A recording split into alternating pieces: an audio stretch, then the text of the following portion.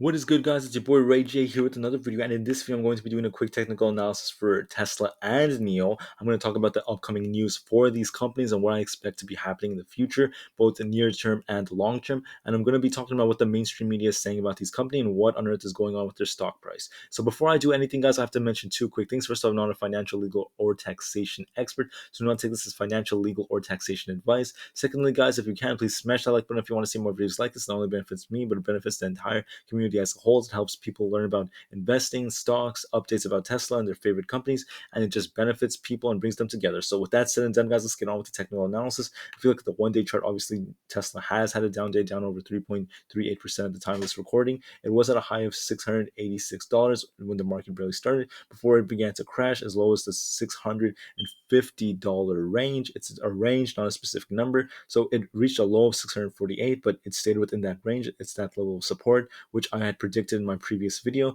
So my prediction was very, very accurate. I did think it would reach its low around the $650 range and it would come up just a little bit. If you don't believe me, just watch my previous video. But I believe now that it's on this downward trend because of all the things that are going on. And I do predict that this is going to continue, but I don't see this as a problem for the long term future. Now, in the near term, obviously, Tesla's taking many, many blows because of the things that the mainstream media has been saying, because of all the criticism it has been getting. But let's just look at what happens if you look up Tesla, okay? Tesla news.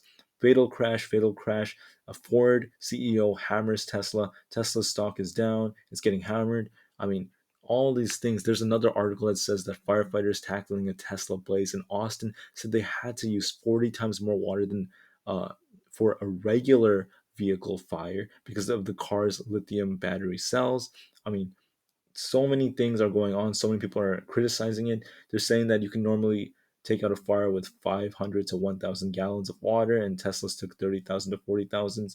And this is all in response to the crash that Tesla had during its automated system. While its automated system was on an autopilot, there was a crash that happened involving an emergency vehicle, and that has been just pounding Tesla again. The probe is going to be looking at some very new things as well. So basically, the feds are now investigating Tesla over autopilot crashes. The probe will look at 11 accidents, each of which involved a parked emergency vehicle.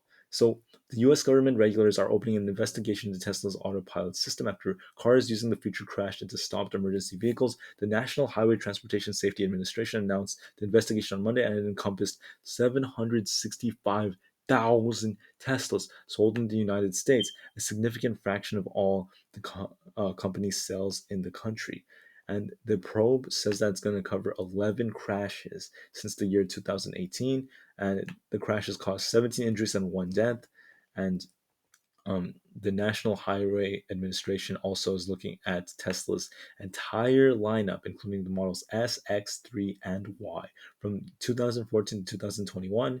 And I mean, it's pretty bad what's actually going on, to be honest with you guys, in terms of helping Tesla in the short term future. But I do not see this as a future, a problem in the long run. I see still huge, huge, huge things coming for the company. I know there's a lot of FUD out there. I know Tesla's being investigated, but just look at something else that's very, very important to note. Okay, 765,000 Teslas were sold, and despite that, um, 11 crashes happened since 2018, 17 injuries and one death, and I have my condolences for the person that passed away. But overall, I have to mention that that is not as high as it would have been if everyday people were driving.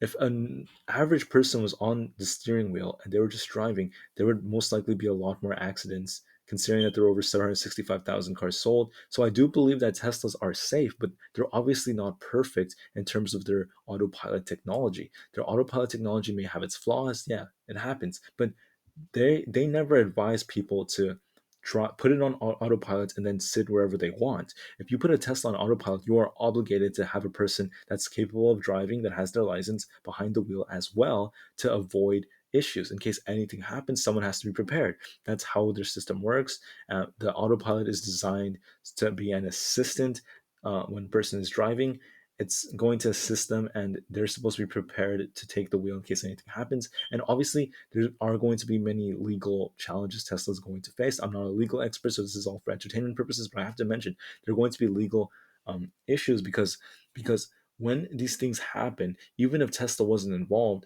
it is still their cars and they can still get sued and still get in trouble for it. So that's obviously what's going on right now as they're being investigated, and that's really, really tough on Tesla. But you have to remember that something very similar happened in the month of April. If we look at the 6 month charts back in around April, which is just right here, it still managed to have a big, big green day. I mean, it had a green day and a huge red day leading up to the downward trend, but it did have a nice recovery up until what happened recently. So overall, I believe that something very similar is going to happen over the long period of time. I think that Tesla is going to have a huge recovery coming up in the upcoming months, but for the upcoming weeks and maybe for the next 3 weeks, I still see it fluctuating between maybe I would say the 680 to $650 ranges. I think it's going to test this level of support many, many times, possibly even breaking it, but probably staying